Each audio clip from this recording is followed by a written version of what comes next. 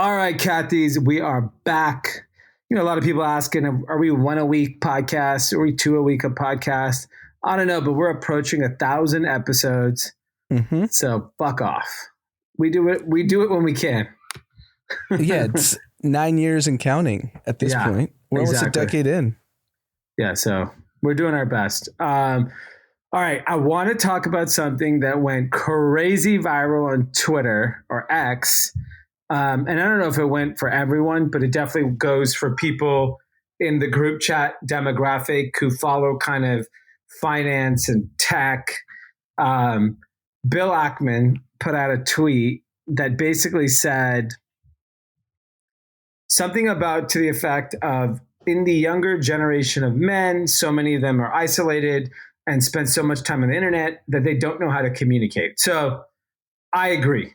100% of that's not a newsflash. We've been talking about this for years. Yeah. I'm just trying it's to just he's super famous and he's a billionaire. Yeah, which I'm okay with him saying it, and I'm very happy that he's super famous and a billionaire.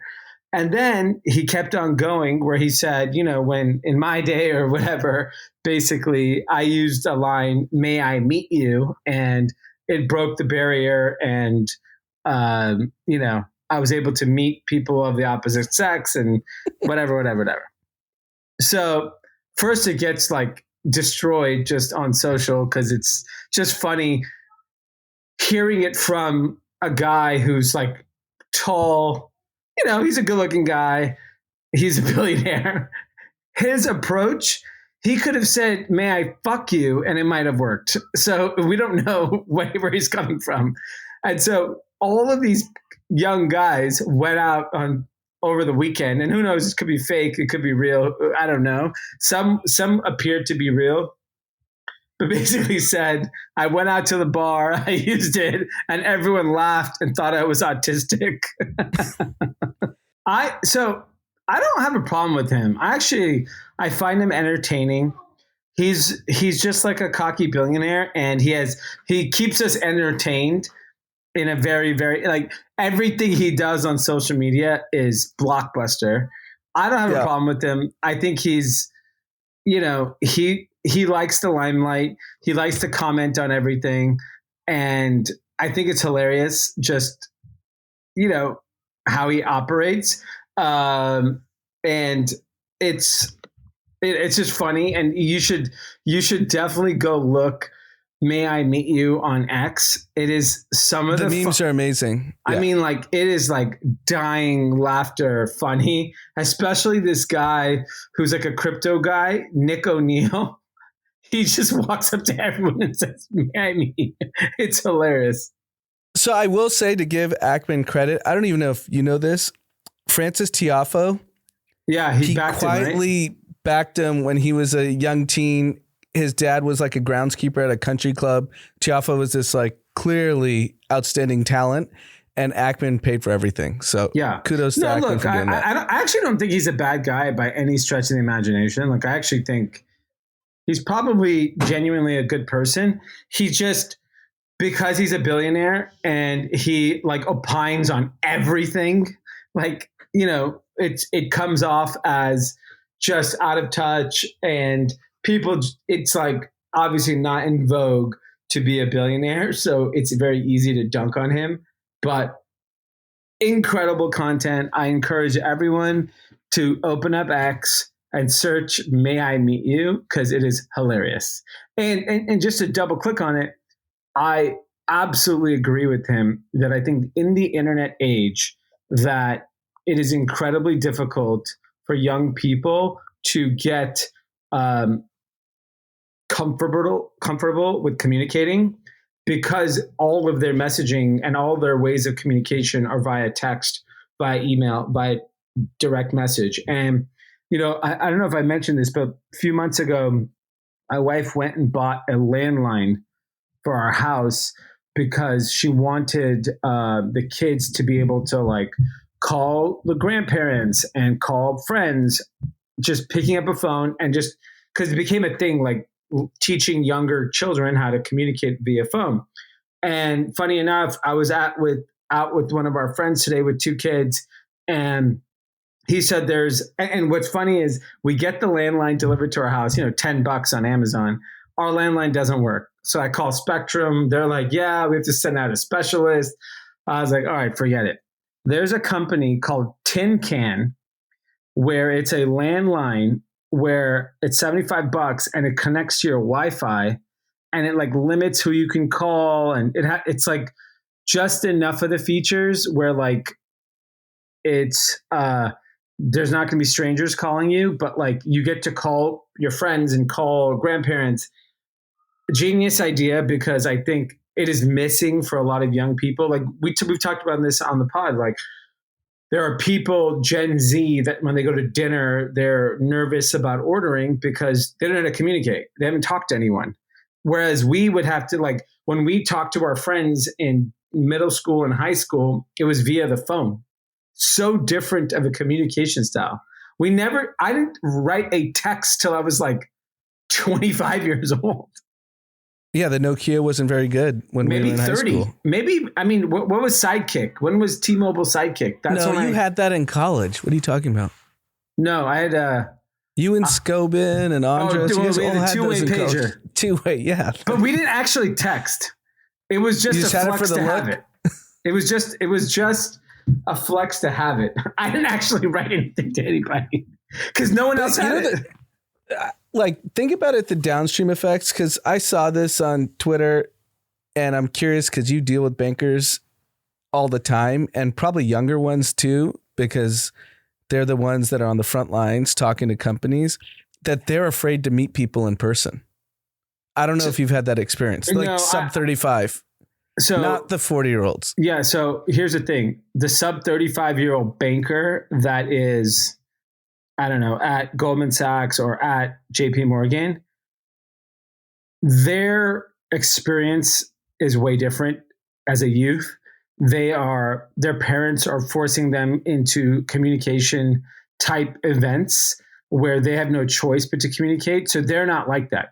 It's the haves and have nots. It's the families that don't have money, that did not have the bandwidth to think about like, oh, maybe I should take away the iPad, take away the phone, take away this. They give them a video game and they don't actually talk to folks. I deal with young private equity kids all day, young VCs. They're incredible communicators. They're very direct. They're very smart. They're very personable. Not anything like what you think. It's literally everyone else. It's the family that was too busy, so they just stuck an iPad in front of their kids. Those are the families that are those children are the ones that are going to struggle, because like the wealthy families, they're not, in the afternoon, they're doing debate or whatever, right? Like they're not doing the things that like, so I think that is a pretty big divide. But I encourage you with young children. It's a really interesting concept of having a landline and having them call their, relatives, their friends. And, I was talking to our friend John about this. It's like, if our two sons, our oldest, are, they're close, they'll have same interests, they play sports. I was like, they should talk every week. It would be fun. Like just to like, whatever, talk about Chiefs or whatever it is, even for 5 minutes, if they can have a conversation, I think it's an incredible skill set. Yeah. I think when we were young, I remember being on the phone with friends at like 11, 12. Mm-hmm. Because there was no AIM back then. Yeah. I think AIM was in our teens. Yeah. And that was the way you want to talk to your friends. Like, hey, what'd you do today? Yeah. Hey, can I come over? You call them. Right. Like, can you ask your mom, is it okay? I can come over. Today How many kids are doing that? How many kids are doing that? Today it's pull up. Yeah. That's the extent of the conversation. The thing I'd recommend, I don't know how young we veer in terms of audience. Speech and debate actually helped me tremendously in high school. Yeah. Because you go up in front of judges and people. Yeah. And you do embarrass yourself because you're 15, 16 and you don't really know how to talk in front of an audience, but it teaches you. Yeah. So if you're willing to go up. Interesting you say that, because at our older one's school, one of the most important things that they focus on is public speaking. they make everyone speak in front of the school, the entire school. Just think about it. Like growing up, the only time I spoke in front of the entire school is I ran for student body president, I think like twice. So I had to go in front of the school to speak. If I never did that, I would have never, ever spoken in front of the school. And so I think it's incredibly important to hone those skills. And there's so many different ways. Like obviously speech and debate's an incredible one, but like maybe your kid's school emphasizes on it, or if not, you may have to give them a phone or put them in an activity which forces them to learn how to communicate. Cause like that's the biggest difference. Here's the thing, speech and debate at a public school, it's free. It doesn't cost money. Anyone can join the speech and debate team. Yeah. Anyone can join the club and go up there. And, maybe it's just because we played sports growing up, the competitive side of me, when I went up initially and got embarrassed, I made sure the next time I wouldn't be embarrassed. So I prepared. Yeah. Yeah. To me, it's like sports, right? If you suck, you get embarrassed. Speech and debate, you get embarrassed if you're not good. Yeah. I love it. It's a good skill. Yeah. Yeah. Incredible. The other thing I wanted to touch on was Warren Buffett issued his last letter. Mm-hmm. As chairman of Berkshire Hathaway, and in that letter, he had a lot of really sage advice.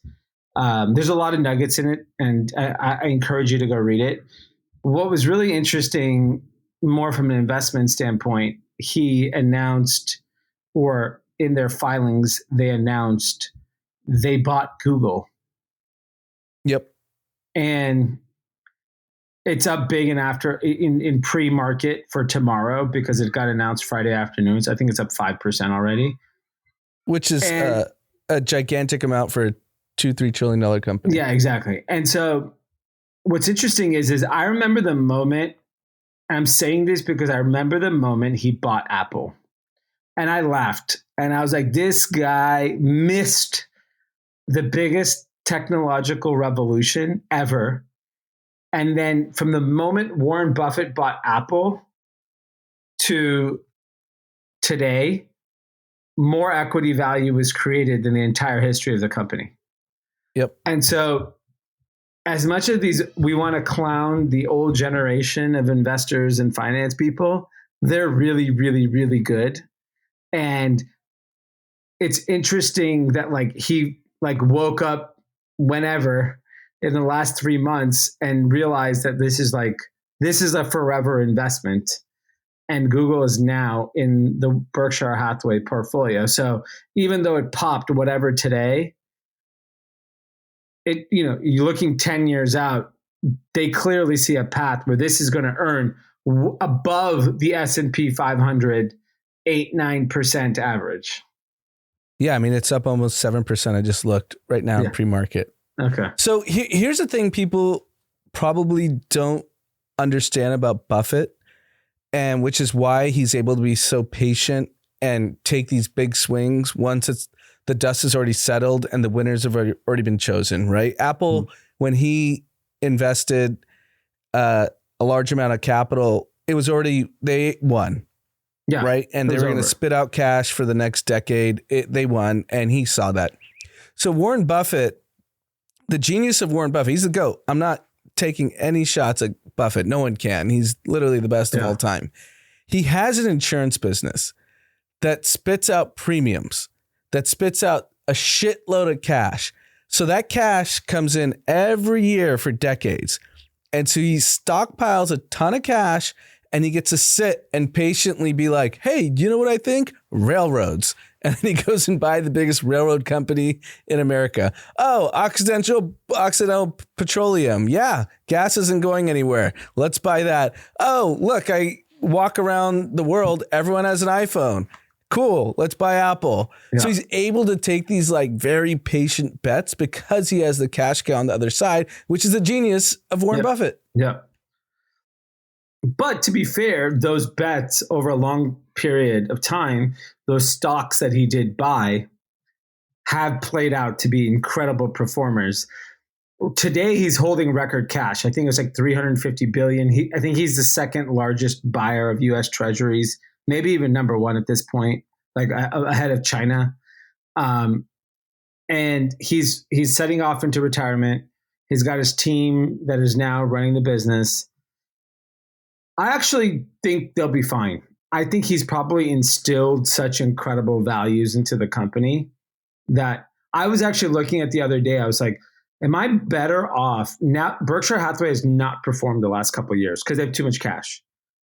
I was thinking S&P has like overperformed. Would it be better to move my money into Berkshire Hathaway and get out of S&P?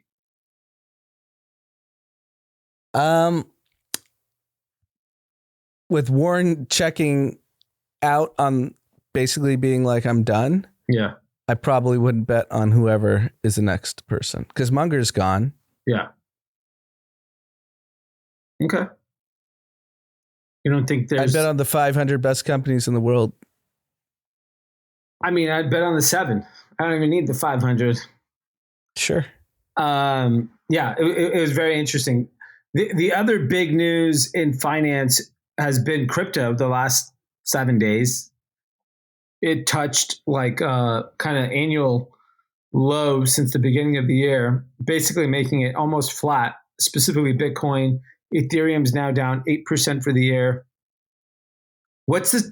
Does anyone know why crypto's selling off? Like, it should be on par with the NASDAQ, in my opinion. But so, I mean, there's speculation, right? So no one really knows the exact reason, but me as someone that follows it fairly closely, my suspicion, it's leverage. So I think internationally, I think US is still pretty tame. I think on Coinbase, you get up to 50x leverage, but you have to hit all these like milestones to be able to even access that. So it's not widely available for everyone to get 50x leverage. But internationally in Asia, you can get 100x leverage, 150x leverage, 200x leverage. So when it goes down a few points, everyone has to dump. Everyone liquidates. And, you know, the thing, you hear all the news that institutions and governments are buying, which they are. They're buying it on OTC over the counter, so it doesn't impact the price. So people are stocking crypto, Bitcoin, Ethereum, you name the other fairly big assets in the crypto world. They're stockpiling. And the people that are getting liquidated are the levered. These could be hedge funds. These could be individuals. And, you know, the cycle is never ending to an extent, because once we hit these new lows, like you said, Bitcoin's kind of flat year over year. I think it was 94 literally today, last year. And I think that's what it is today. And Ethereum's down a little bit. But now you have like quote unquote new lows from the last 6 months. So people are going to re-lever and then they're going to get smoked again. So I don't know how you get out of that cycle. It's really just large players actually buying on chain, like on exchanges, then it would show, okay, yeah. Well, like if Warren Buffett, like when Warren Buffett decided to buy Google, he's calling his broker, whether it's Goldman, Morgan, who knows who it is. And that's why the stock's up 7%. Yeah. That's not happening in crypto. They're buying it in the shadows. Yeah. Well, yeah, I mean, look, but if there's enough demand, the price will go up, right? Like it is a supply demand game at the end of the day.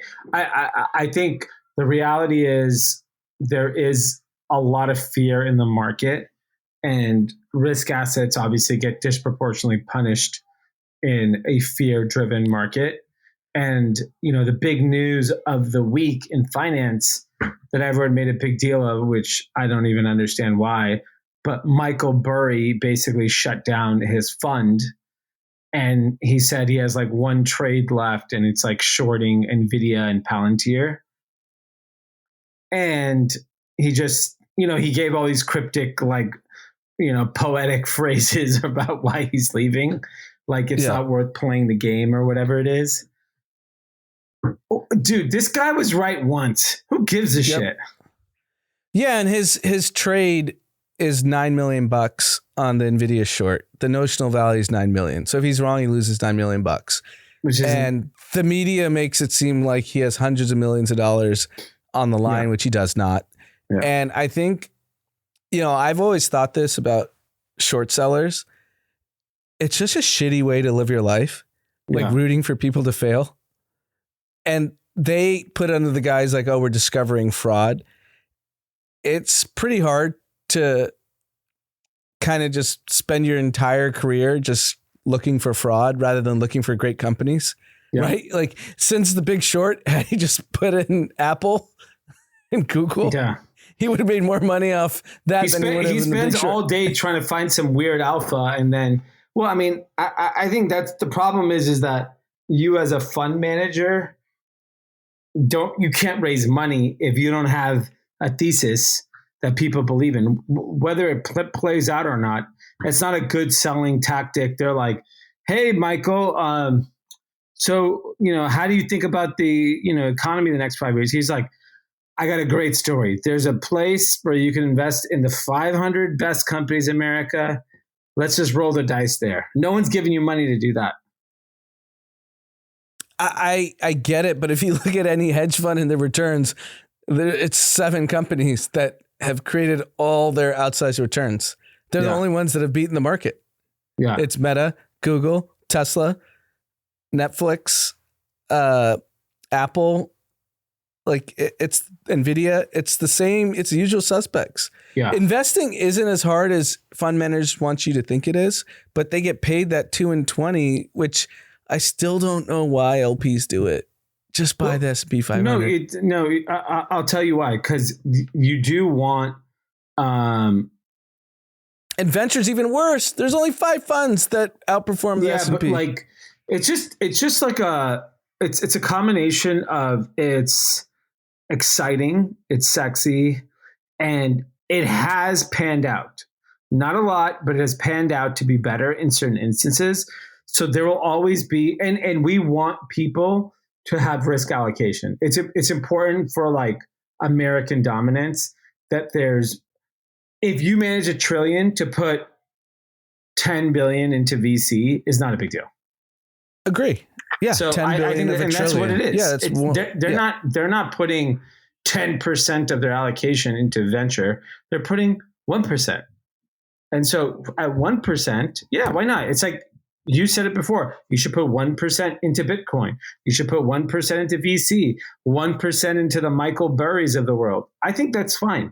I don't think that's a crazy story. No, I don't think it's. I think it's fine too, in the sense that if you actually are a good fund manager, you use it as a learning exercise. Like, okay, I'm going to burn $10 billion so I can understand what the next frontier is. So it'll make me better at investing in other areas. Yeah. That I think is the right way to think about it. Don't invest 10 billion in some shitty VC thinking you're going to make a return. Just invest in the shitty VC and be like, oh yeah, there's this one hardware company, robotics company out of the 50 they invested in. Yeah, that's interesting. I could follow that pattern when I think about future things. I think that's the right way to think about it. Yeah, you invest in the venture fund to basically get learnings to be like, oh, this is where all the heat in the market is. In the public market, let's get exposure there and we'll benefit from it, right? Like, yep. I think that's I just hope that's how they actually are thinking about it. I think some people are. I don't think all people are, but like, I think it's easier just to like, let's allocate some.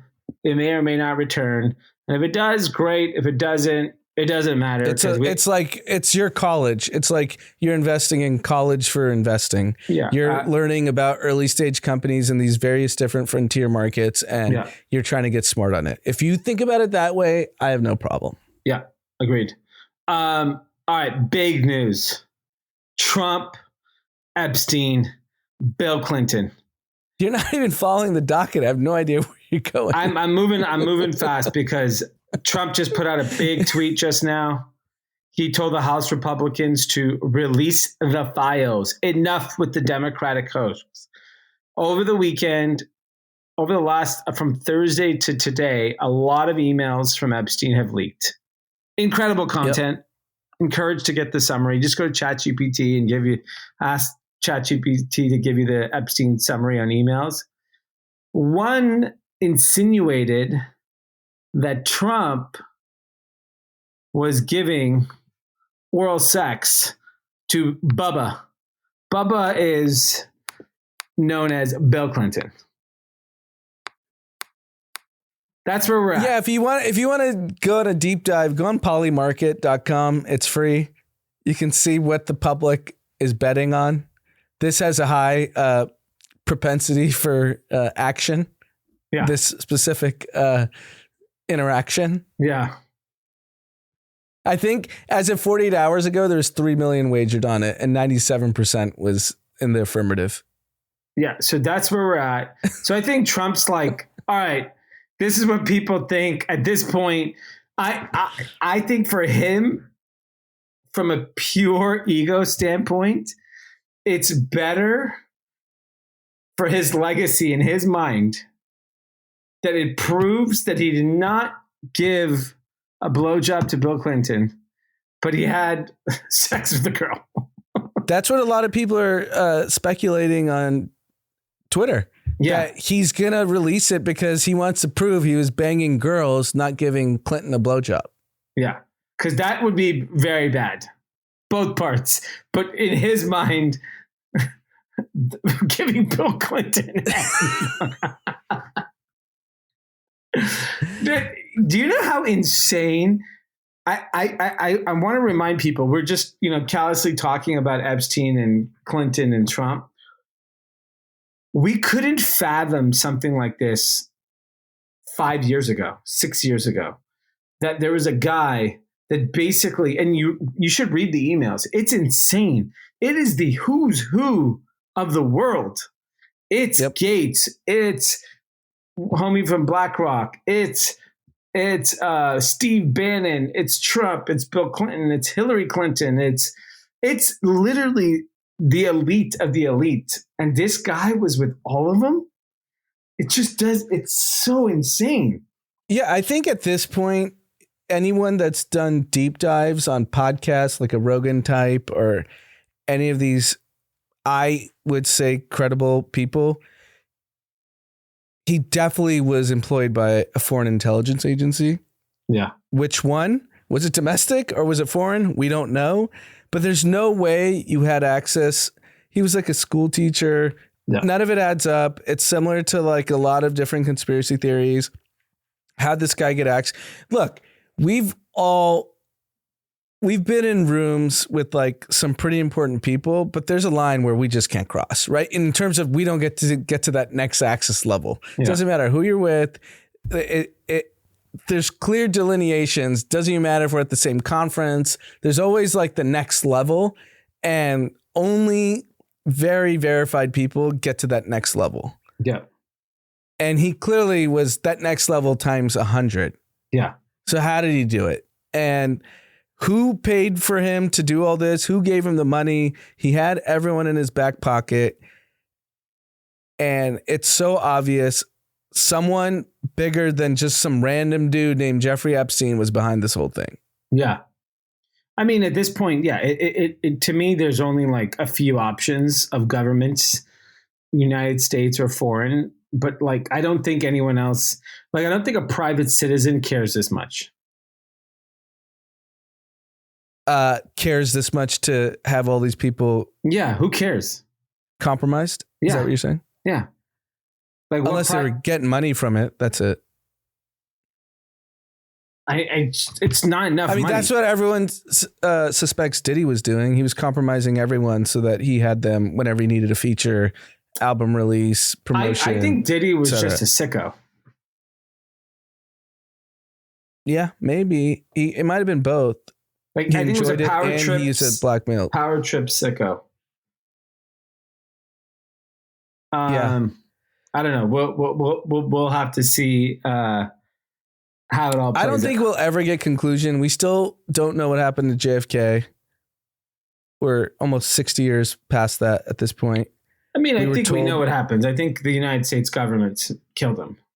Yeah, but we were told in the campaign that it would be released on day one. Yeah. Like, what happened? Here's my one with Trump. Everyone thinks he's a piece of shit, right? Like, even his own party. If I'm him, I think I take the 8 Mile B Rabbit route and just release everything about myself. Who cares? His fans won't. I don't think what could happen. What could be released where they hate him? His fans, nothing. Nothing, right? Nothing. I can't think of anything. Because I think he said this in 2015. I could walk down Fifth Avenue and shoot someone in the face and no one's going to care. Yeah, he's right. That was in 15. He's way bigger now. Yeah, he's 25. Yeah. He could shoot 10 people. So I think he's overthinking it. I think he should just release it. No, I think that's what he said today. He's like, release everything. I think the Bill Clinton. He had his weekend in Mar-a-Lago. He was on his way back on Air Force One to the White House. Yeah. He was about to board Marine One, and he did his little gaggle with the reporters and said, release it all. Yeah, because I think, one of his buddies said, oh, you blew Bill Clinton? And then he was just like, and he probably got pissed. And he's like, enough's enough. He went back to the Marine One and said, release it all. Yeah, that's the one thing. If, we call him Teflon Don. If that got confirmed, he's no longer Teflon Don. I think he loses his base. Oh, yeah. But I think he knows it's fake. And I actually believe it's fake. So he's like. You're the one that believes everything, by the way. I think he's a womanizer. You kind of stand on that hill. It doesn't matter about Trump or anything. You believe anytime there's a rumor of some salacious celebrity, some conspiracy, you're like 100% it's true. I didn't get that from the emails because I actually read all of them. I didn't get that he was doming up Billy. I didn't get that vibe. That's not what I gathered from it. I gathered more of by all accounts, Billy's pretty straight given his sexual past. That's my point. It's Trump might be, but I don't know if Billy is. Billy's old school. Billy seems very straight. He's locker room talk. Yeah. Oh yeah. He's big locker room talk guy.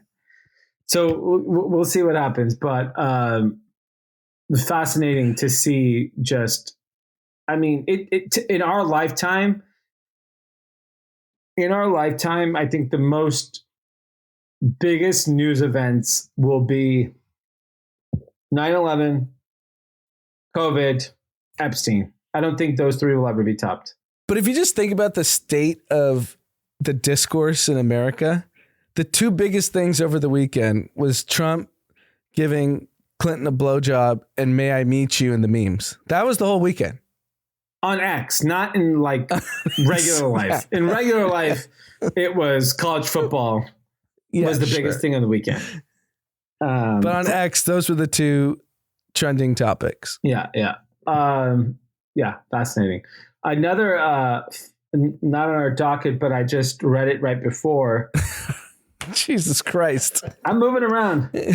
I have no idea what we're talking about, guys. Okay, Google.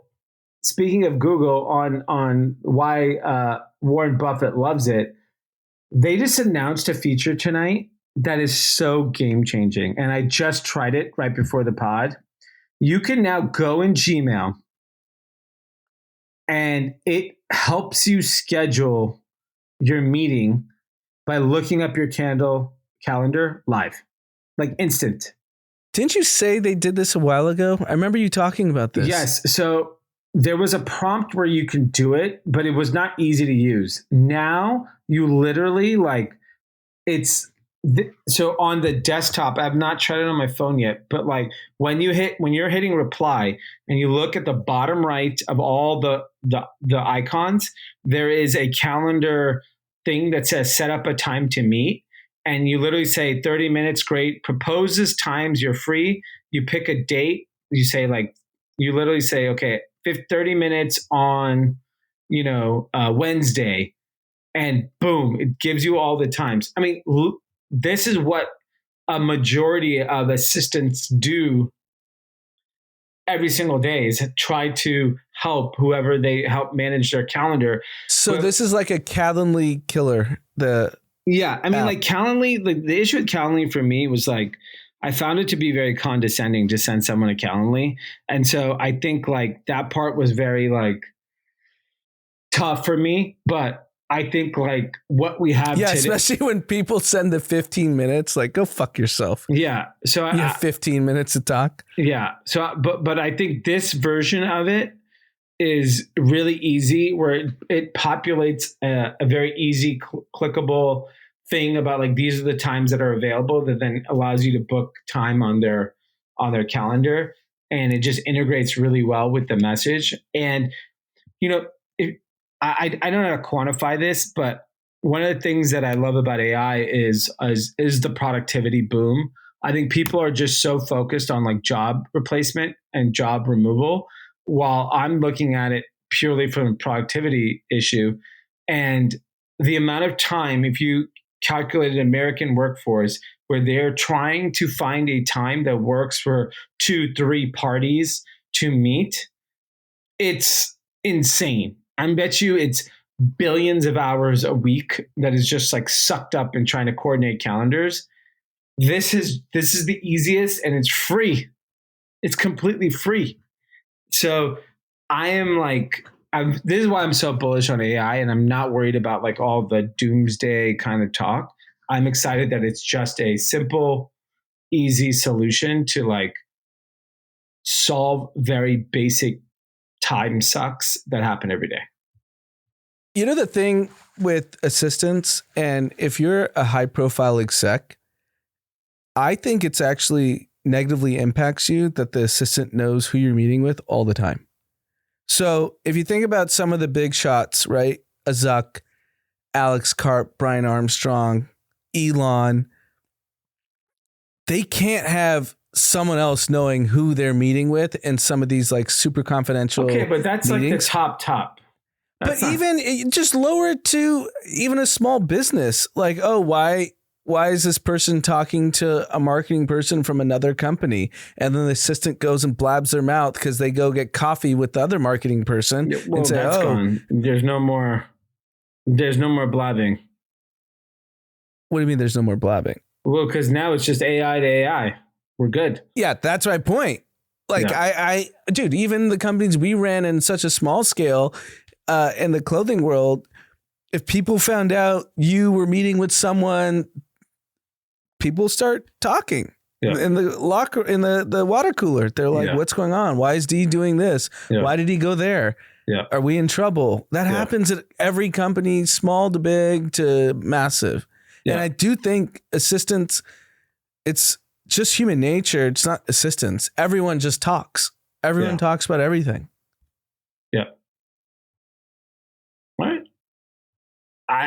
This is great then. This is an incredible solution that I think this is the beginning of more to come here. Yeah. All right. We going back on the docket? Are you still firing? I might this fire is around. My speech and debate. My speech and debate's coming useful to fruition. The other big topic that's been bubbling with our guy Bill Ackman was around student debt. Okay. He's been talking about one way to solve the student debt crisis is making the school itself responsible for the first 20% of it and holding them accountable on that dollar sum. And so basically then it makes it feel like they have skin in the game. Right now, today, the school has no obligation to have a good result with any of the students.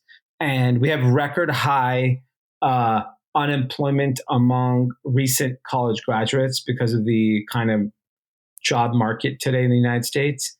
And so this is the kind of perfect time to rip the collegiate system and make some amazing changes. And it starts with the cost of school. And then it starts with what everyone's really complaining about. Like, we will casually give anyone $50,000 a year to go get a college degree. But God forbid they want to start a business, own a home. It's impossible to get a loan to do these things. But they'll give you $200,000 to go get a shitty fucking degree all day. All day. Yeah, and I think this ties into one of the other things on the docket. Ford has a shortage of mechanics that is at the number of 5,000 jobs right now that they cannot fill that would be paid $120,000 a year. It takes 5 years to train. Yep. So it's not like you can just go overnight and become a qualified mechanic for whatever they require you to do. But college is 4 years. How many undergrad kids are leaving a 4-year university with a $120,000 salary? Less than 0.01%? Yeah. Those are only people that are going to like finance, banking. Accountants like make 45K. Or big tech. Big tech, even 120. I don't know if big tech's paying 120 for if you're not an engineer. Yeah, I mean, I'm saying if you're an engineer at big tech, you're making that. Sure. Still, if you think about nationally, it's still 0.01%. And I think the real kind of solution to this whole college debacle, which I've been screaming from the mountaintop since we started this pod 9-10 years ago, is you don't gain the skills in college to get the job that's going to set you up for this, like, you know, quintessential American life. You build a family, you can get a home, you can have a backyard, you can get your kids in school, and healthcare is provided for. It's just not realistic anymore. And we need to rethink how kids in all these schools, and let's eliminate the 0.01%. Let's talk about the people that are doing philosophy, humanity studies, and all these different majors that you're not going to get a job when you graduate. So what are you doing this for? To go party and see Lane Kiffin try to get you a national title? No, Arch Manning, like, what are you doing? No, I disagree with that. I actually think we should. I think the college experience is game changing. I think it is so important. It's game changing if you come out of it on the right side. No, but think about how many kids you're talking about. Your peers, they all are successful. No. It's nothing to do with. Forget it. What I'm saying is. You're not. I'm not talking about the end result. I'm talking about the actual experience of going to college is awesome, and so I want everyone. It's fun. So I want everyone to have it. It's also fun, but you do grow up. There's things that you learn in college that you do not learn anywhere else in life, and so I think the piece that's important is the cost structure. These colleges are bloated. They have like 5,000 people that make way too much money. Fire all of them. They charge way too much money. They're fucking nonprofits. Yeah, that's the obvious answer, but we know it's not going to happen. I know, but it's the same way that Big Pharma is not going to stop advertising on ESPN 24/7 every college football game, every NFL game. But I would say that, look, take the red dye issue. Do you see Doritos? They just launched a dye-free version of the Doritos. Yeah, I saw it, the NKD. You can make change. Like, you know, there's the thing on the internet. They say you could just do things. Yeah, you could do whatever you want. It's just that we don't have politicians that actually care. I think the reason why I like the Trump administration is, like, whether you like their decisions or not, they just do things. He wanted to tear off the world. He tear off the world. He wanted to shut down the bars. Just think about it realistically. The cost structure at college, will it come down in the next 20 years? Yes, 100%. In what manner? I think like USC is not going to be $75,000 a year. I think it will be $75,000 a year. It'll probably be 100 in 5 years. Sure, it could be that. I don't think there will be a willing loan provider at that price.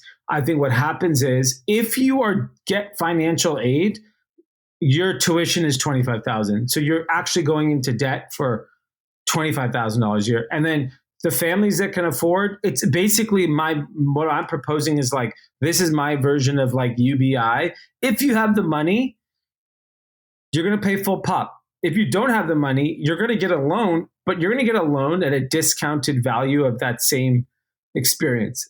That's how I think it's going to go down.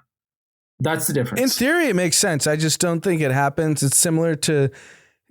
There are schools that have dropped their tuition. Santa Clara Law School dropped their tuition this year by 3-4%. Like, It is happening. It's gonna. There are 3, colleges, 4%. but they dropped it. It didn't go up. So in 5 years from now, and how many students are at Santa Clara Law?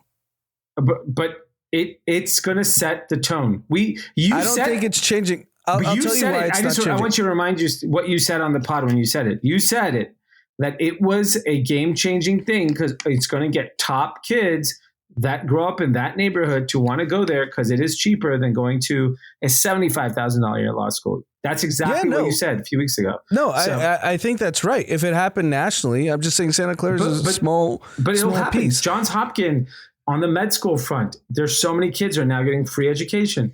There are schools that are changing it. Change doesn't happen overnight. Like it is a methodical. Yeah, but this has been talked about for 25 years. No, but this is.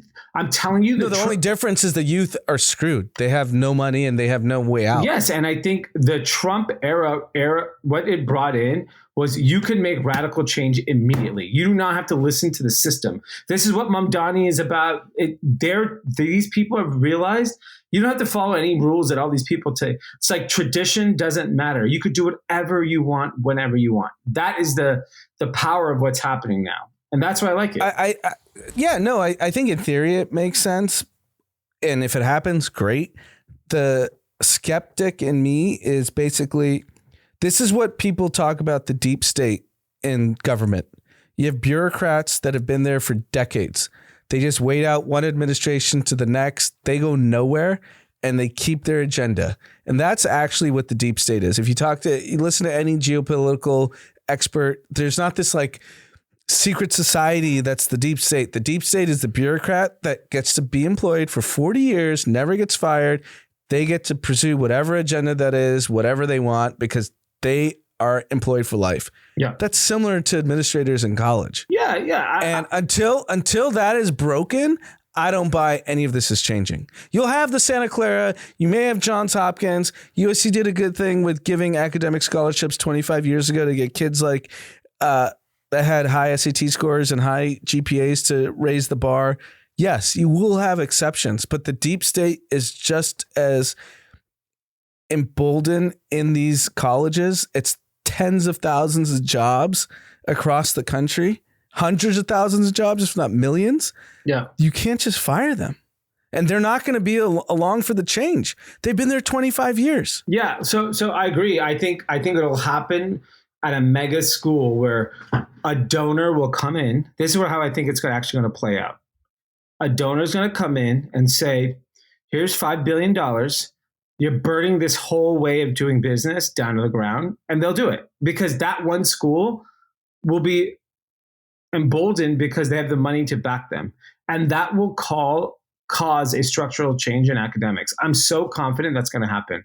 Like it's going to be like an Elon, or it's going to be one of these radical entrepreneur types like an Alex Karp or whoever. One of these guys is going to be like, fuck it.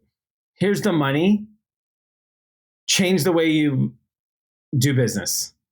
And then that will cause a domino effect of like, here's the thing.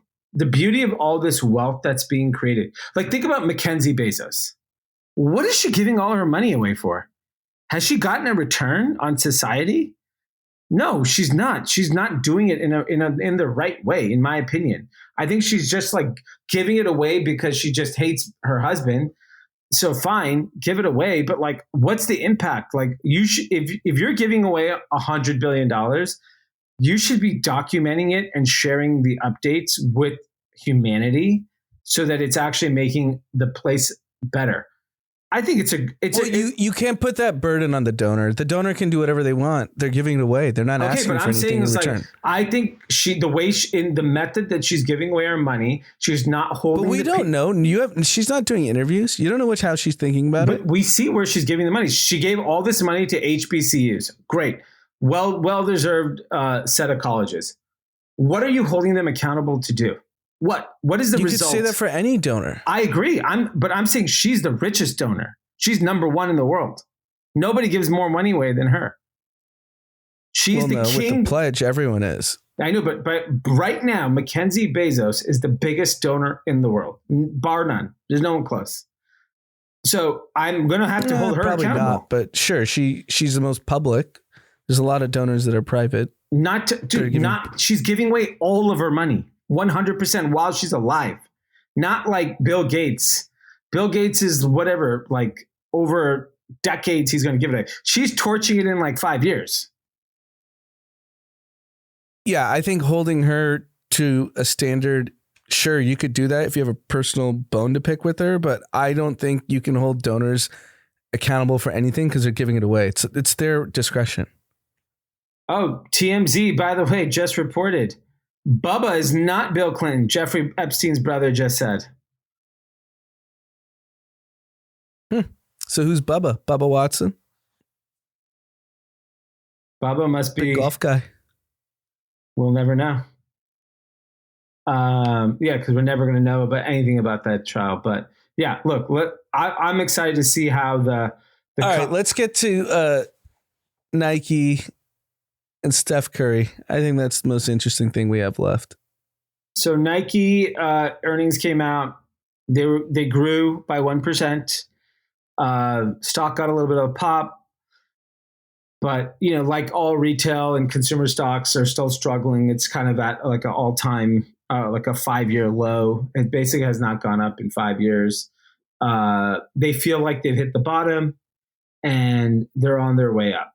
Simultaneously, On Running reported earnings, and they are on fire. 35% growth. They're not discounting anything. They're like, we're a full price brand. We don't give a shit. Nike over the weekend, I don't know if you saw this, but Ross Stores, which is a mega discounter in America, if you don't live in America, had the military Jordan Blues 4s for $85. Which is, I don't know, like a $160, $180, $180 pair of shoes. Just to give you context on what that means. So the Ross Stores, TJ Maxx, Burlington, the way they operate is they do not buy a brand unless the brand gives them a release saying, hey, TJ Maxx, Ross, we allow you to sell our brand. And the reason why is historically, people used to sell these brands to these retailers, and sometimes they were fake, sometimes they were stolen, and so the retailer got in big trouble. They have now changed the way they operate, and they're very, very strict. So when I saw that the Ross stores were carrying Jordans, it means that Nike sold it directly to Ross, which historically, if Nike sold goods to discounters, it would not be Jordan 4s, which is like one of their most coveted shoes in their, company history. Mm-hmm. They're nowhere near a turnaround. They're not anywhere near it. They may have hit the bottom. They're not on the upswing. And I know a lot of people want to believe that's what's happening at Nike. It's just not. I haven't seen any sign. There's even a trend on Memeville where young Gen Z guys, like predominantly young cool black guys, said no more Nike Tech Fleece. Now it's all quarter zips. And so they're wearing quarter zip fleece, quarter zip sweaters instead of their Nike Tech Fleece. That's not good for Nike. Yeah, I mean, even just kind of anecdotally, I was at Century City Mall yesterday and today, walking around with the kid, with Mav, and I saw so much Aloe as casual athleisure. Too much Aloe. And a lot of Yuri. Yeah. And I saw that V on the bottom right of the long sleeve or the zip up. Yeah. Saw the V and I saw Aloe. I did not see Nike. Yeah.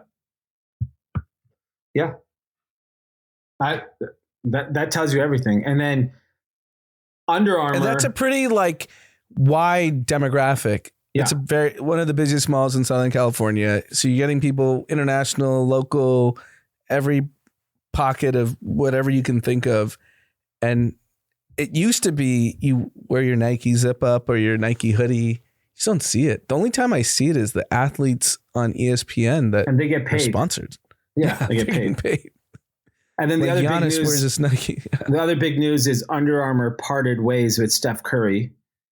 Mm-hmm. I mean, when you think about one of the biggest fumbles in Steph Curry was their Michael Jordan. Yep. one of the most influential athletes of all time, changed the game. Still is, by the way. Still is.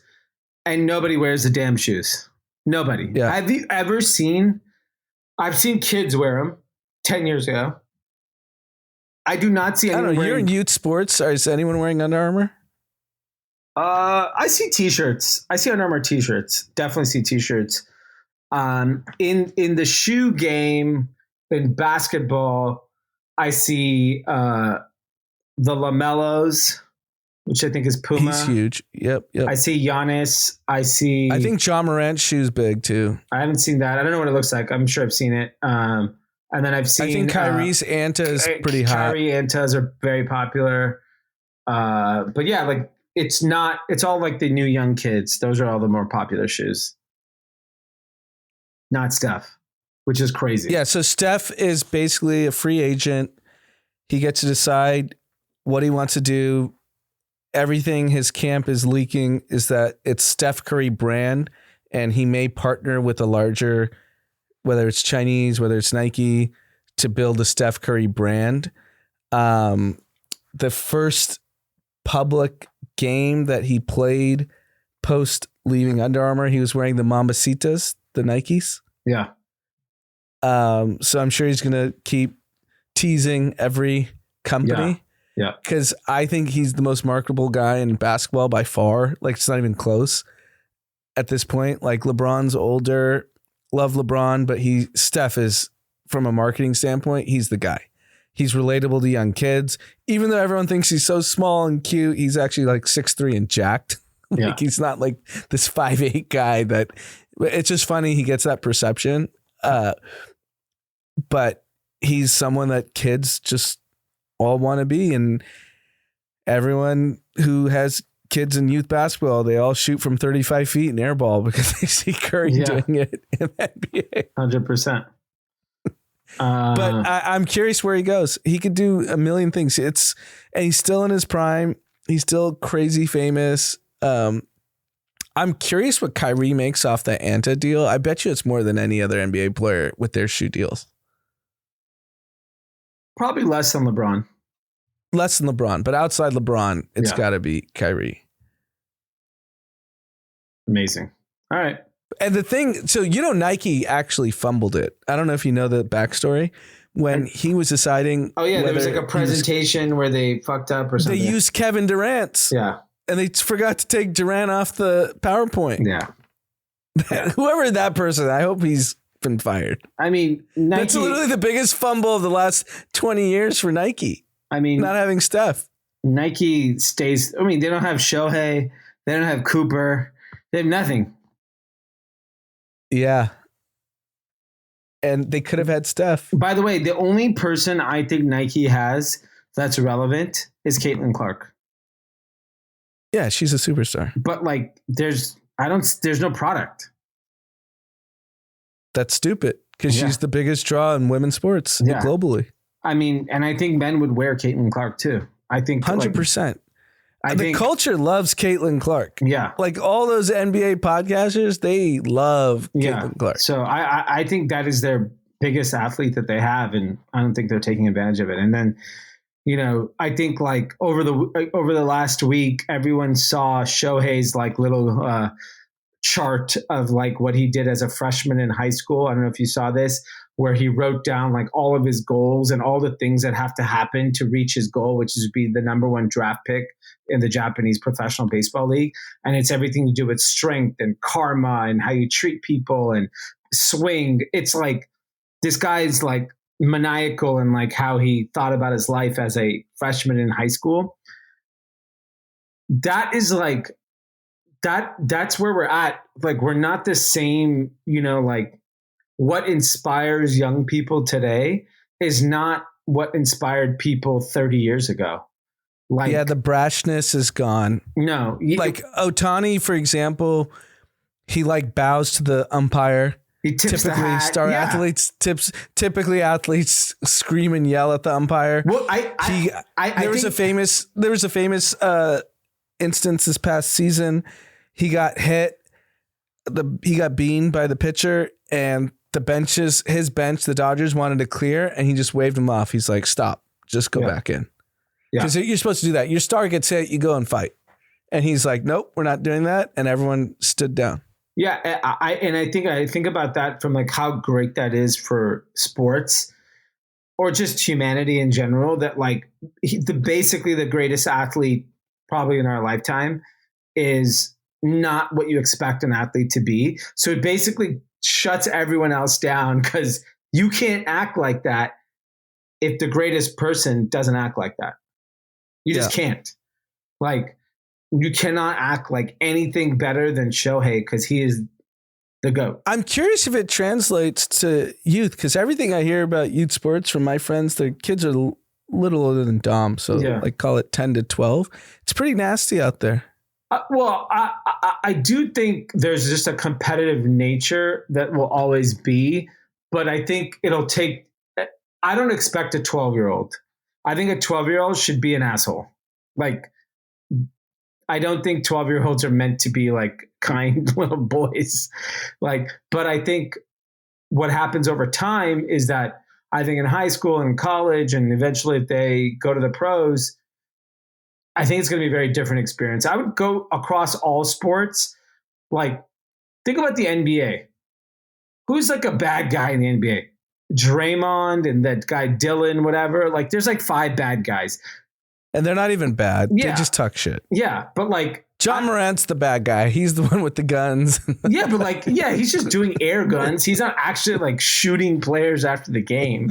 They're very different. So I think that was more of an early 2000s NBA thing. Yeah, these guys like, aren't. These kids are all like these guys are pros at the age of 13. Well, they're all nepo babies. They're all rich. They're nepo babies, but even if you're not a nepo baby, if you are on the trajectory, you were a pro at 13, 14. Yeah. You're getting whisked away to a different house, different trainers, different chefs, like all that's happening. Yeah.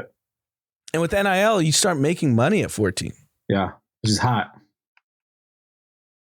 All right. Great episode. What do you think? I actually know this for a fact. Like a star basketball player that would be a top 15 pick if they stay next year, how much you think they make? I actually was told this number last week. In college? Yeah. Top 15, lottery pick. 4 million. 5. Yeah. It's a lot of money. Yeah. I mean, and by the way, college is fun. Incredible. All right. We have some shout outs, I think. One YouTube comment. Here we go. To sit here and believe prices will drop when tariffs go away is laughable. The taxes on the imports will go away, but when prices go up, rarely do they come down. At Sunny Patel. So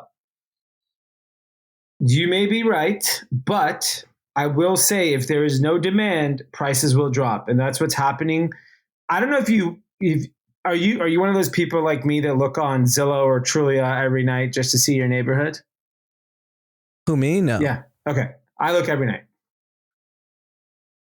Prices are dropping. Is there inventory though?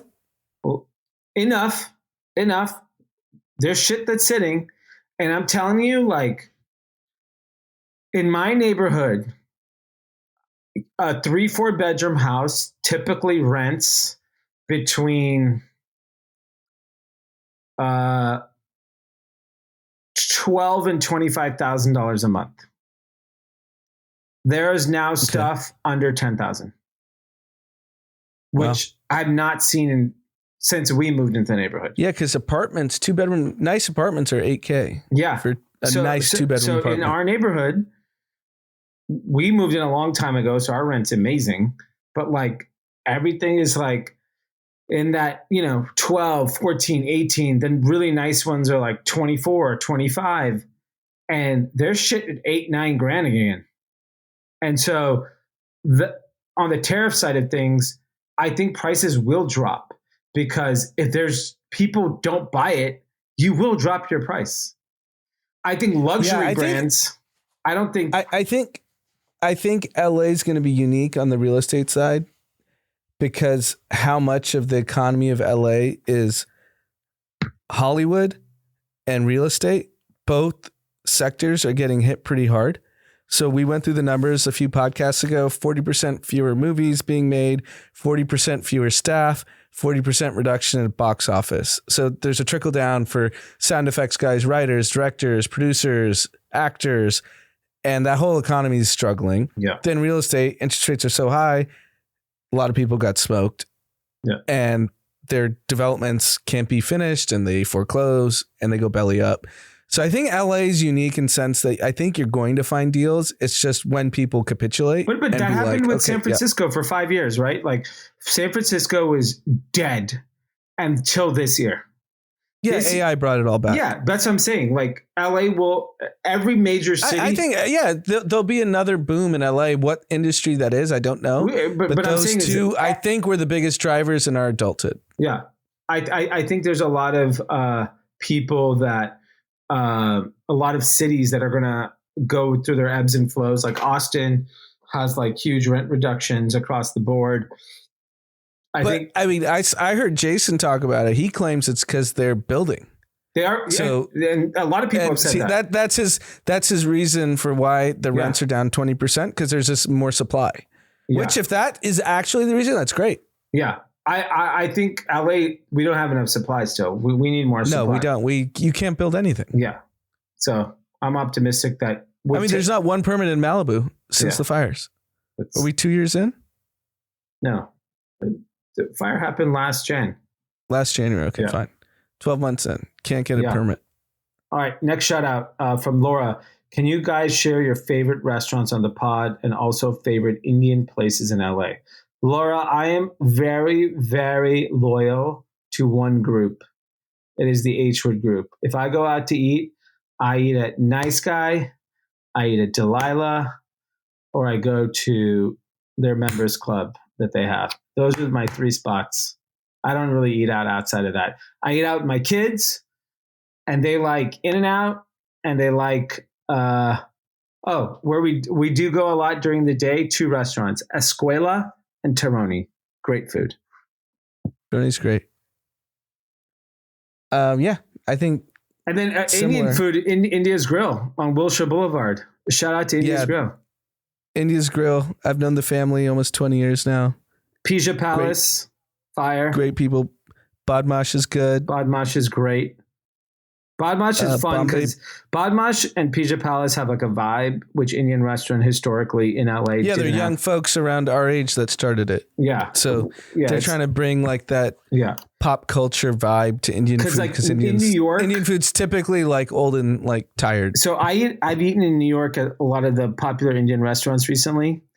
They're just like so different than LA and in San Francisco. Like they're just legit like fun, trendy, sceney restaurants. Which is fun to go to. But there's a lot of great restaurants in LA. We'll put together a list for the future. I feel like I've gone to some recently good restaurants. I just don't remember off the top of my head. Next one from Neil. Shout out to my boy Suraj. He's going to be a boy dad soon, and just want to give him and his wife Meha a huge congratulations. And Juhi and I can't wait to raise our kids together with you guys. Future CEO of Marqeta, we outside.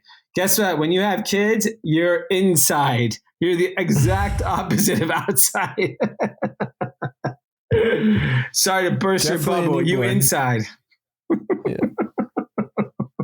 Especially when it was raining in LA the last 48 hours. Oh my God. Too much inside. Yeah, it was rough. Like rain in LA with kids. Cause like we don't got like basements and shit. Like it is incredible episode. We're going to do an episode on Wednesday. We have, I got to meet Ethan Agrawal. He is running for governor of California. You know how I feel about Gavin Newsom. That's Anand's boy. I hate Gavin Newsom. And I was very excited to meet someone running for governor. We hung out a few weeks ago. He's coming on the pod on Wednesday. And hopefully that episode will come out Wednesday night, Thursday. Nice. All right, Kathy's, thank you. We will see you this week. And futures are up. I don't know what Trump said tonight, but futures are up. Epstein files. They're out. Bubba. Bubba. All right. Peace.